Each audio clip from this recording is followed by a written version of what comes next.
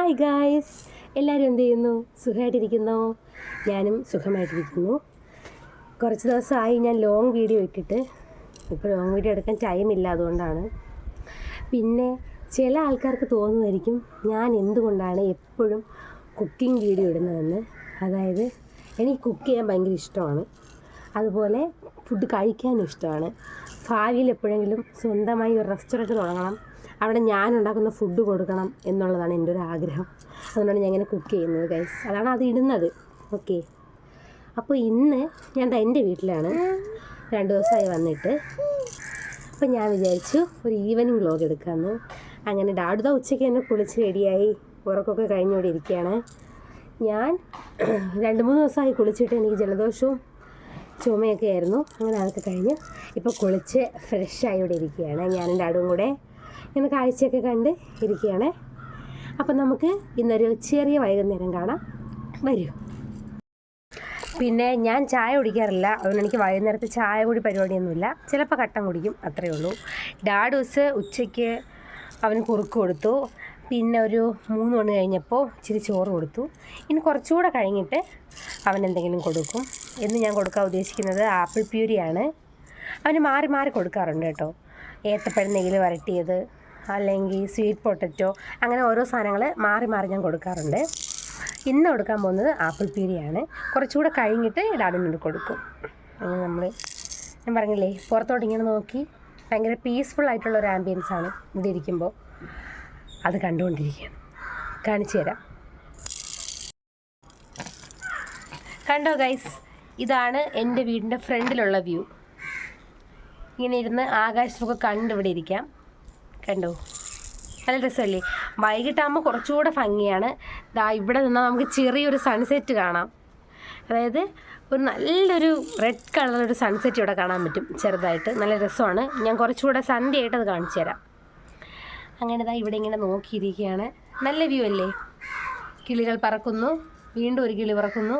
അങ്ങനെ പിന്നെ ഒരു ഹൈലൈറ്റ് എന്താണെന്ന് വെച്ചാൽ, ഇതുവഴിയാണ് വിമാനം പോകുന്നത് ഗൈസ്. അതായത് ഇതുവഴി ഇങ്ങനെ റൗണ്ട് ചെയ്ത് ഇങ്ങനെ പോയാണ് വിമാനം അവിടെ ചാക്കയിൽ ലാൻഡ് ചെയ്യുന്നത്. എപ്പോഴെങ്കിലും ഇപ്പോൾ പോവുകയാണെങ്കിൽ ഞാൻ കാണിച്ചു തരാം. ഇതുവഴി ഇങ്ങനെ പോവും, ഇങ്ങനെ കറങ്ങി വളഞ്ഞു പോകുന്നത് ഇതുവഴിയാണ്. എൻ്റെ വീടിൻ്റെ ഫ്രണ്ട് വഴി പോയാൽ മാത്രമേ വിമാനത്തിന് ലാൻഡ് ചെയ്യാൻ പറ്റൂ.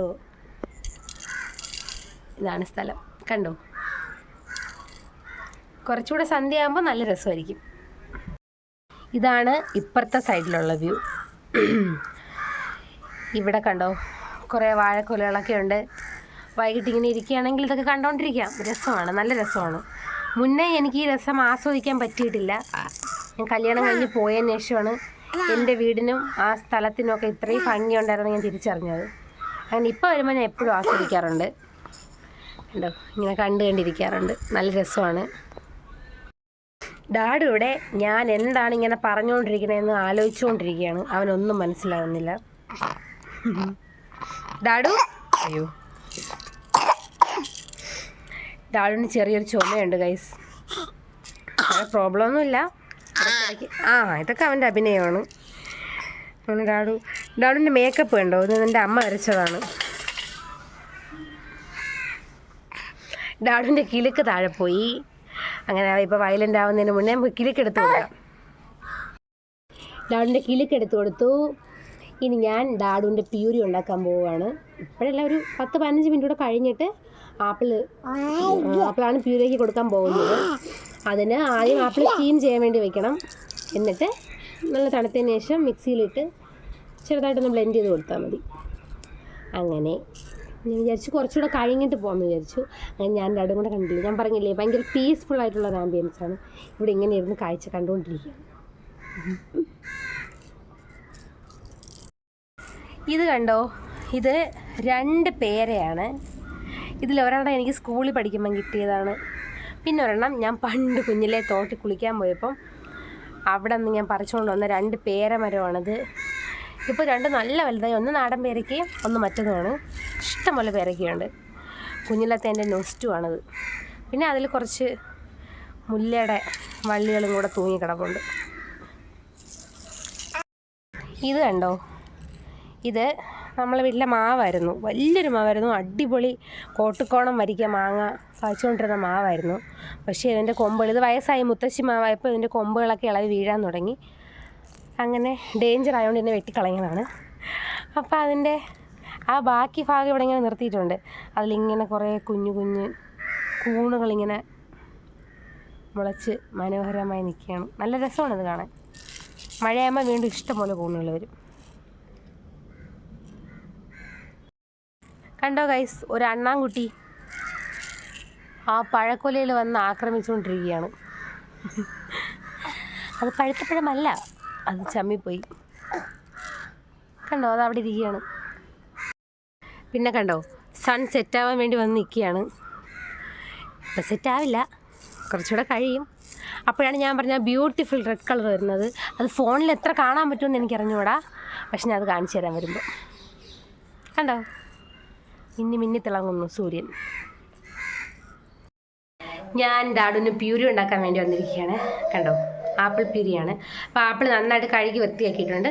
ഇനി ഇത് സ്റ്റീം ചെയ്യാൻ വയ്ക്കും, എന്നിട്ട് ബ്ലെൻഡ് ചെയ്തെടുക്കും. ഞാൻ നേരത്തെ പറഞ്ഞില്ലേ, ഡാഡു അവിടെ വയലൻ്റ് ആയിക്കൊണ്ടിരിക്കുകയാണ്. ഞാൻ അവിടെ കിടത്തിയിട്ട് വന്നുകൊണ്ട് എന്തായാലും സ്റ്റീം ചെയ്യാൻ വെച്ചിട്ട് അവൻ്റെ അടുത്തോട്ട് പോകാം. അങ്ങനെ ഡാഡുവിൻ്റെ ആപ്പിൾ സ്റ്റീം ചെയ്യാൻ വേണ്ടി വെച്ചു. പക്ഷെ അതുവരെ ക്ഷമിക്കേണ്ട ശക്തി അവനില്ലാത്തതുകൊണ്ട് അവൻ ഇവിടെ കിടന്ന് നിലവിളിച്ചു. അതുകൊണ്ട് അമ്മ അവന് പഴം കൊടുത്തുകൊണ്ടിരിക്കുകയാണ്. കാണിച്ചു തരാം. കണ്ടോ,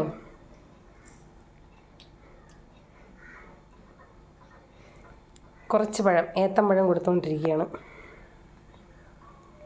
ഇത്തിരി കൊടുത്തിട്ട് ഇനി അടുത്ത് പ്യൂരി കൊടുക്കും. ഡാഡു കണ്ടോ, കരഞ്ഞ് കണ്ണീരൊക്കെ വന്നവന്.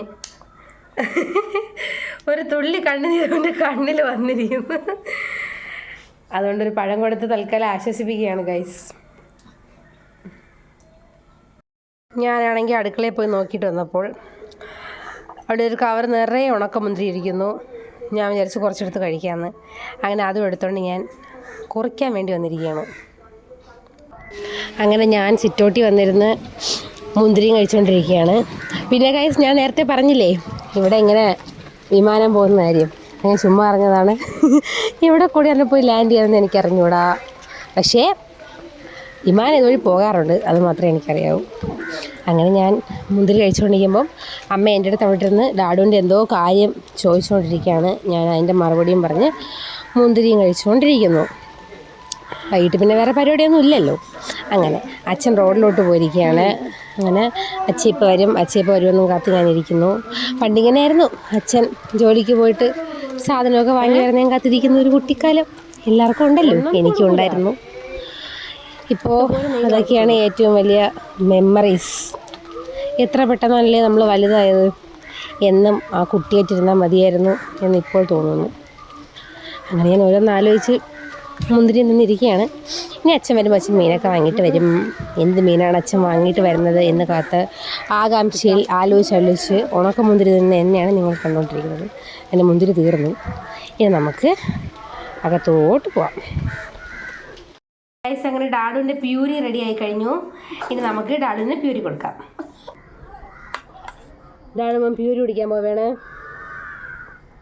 ഇതൊക്കെ അവൻ കുടിക്കും, അവന് ഭയങ്കര ഇഷ്ടമാണ്.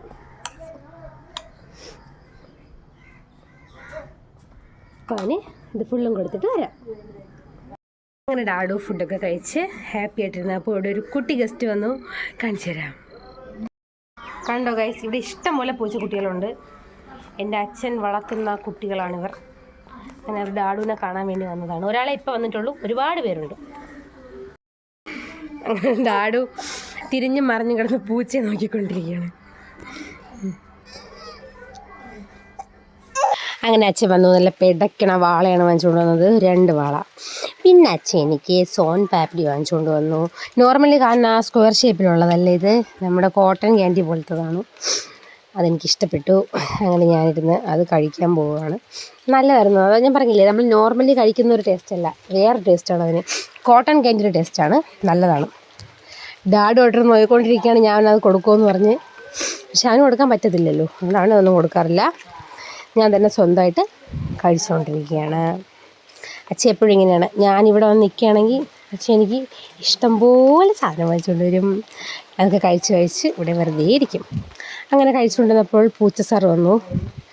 അങ്ങനെ ഞാൻ നോക്കിയപ്പോൾ പാവം പോലെ ഇരുന്നതുകൊണ്ട് പൂച്ചയ്ക്കും ഞാൻ ഇച്ചിരി കൊടുത്തു. പൂച്ചയും അത് കഴിക്കുകയാണ്. പിന്നെ നോക്കിയപ്പോൾ ഡാഡി ഫിഷ് കട്ട് ചെയ്യുന്നു. മോമിന് വയ്യാത്തതുകൊണ്ട് ഡാഡിയാണ് ഫിഷ് കട്ട് ചെയ്യുന്നത്. ഡാഡിക്കും കൈ വയ്യ ഗൈസ്. ഓണത്തിന് പായസം വെച്ചപ്പോൾ ഡാഡിയുടെ കയ്യിൽ കുറച്ച് പായസം വന്ന് വീണായിരുന്നു. ഷുഗർ ഉള്ളതുകൊണ്ട് ചെറിയൊരു മുറിവായി. അങ്ങനെ അതും വെച്ചുകൊണ്ട് എൻ്റെ അച്ഛൻ മീൻ കഴിക്കുകയാണ്. പിന്നെ ഞാനവിടെ ഇരുന്ന് അച്ഛൻ കൊണ്ടുവന്ന ലഡുവും ജിലേബിയും കേക്കും ഒക്കെ കഴിച്ച് അങ്ങനെ ഇരുന്നു.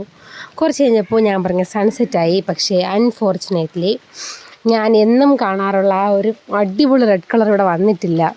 എന്താണെന്നറിയില്ല, ഇന്നലെ ആ കളർ ഇല്ലായിരുന്നു. ബാക്കി ദിവസമൊക്കെ റെഡിഷ് കളറാണത്. പിന്നെ കുഴപ്പമില്ല, ഉള്ളത് കാണിക്കാമെന്ന് വെച്ച് ഞാനത് വീഡിയോ എടുത്തു. എനിക്ക് ഏറ്റവും ഇഷ്ടമുള്ള 2 സമയങ്ങളാണ്. ഒന്ന് വെളുപ്പങ്കലം ഏർലി മോർണിംഗ്, പിന്നെ ഇതുപോലെ ഈവനിങ്. ഇത് രണ്ടും എനിക്ക് ഭയങ്കര ഇഷ്ടമാണ്. ആ സമയത്തൊരു പ്രത്യേക രസമാണ്. അങ്ങനെ അതൊക്കെ കണ്ട് ഞാൻ വീട്ടിലോട്ട് തിരിച്ചു പോയി.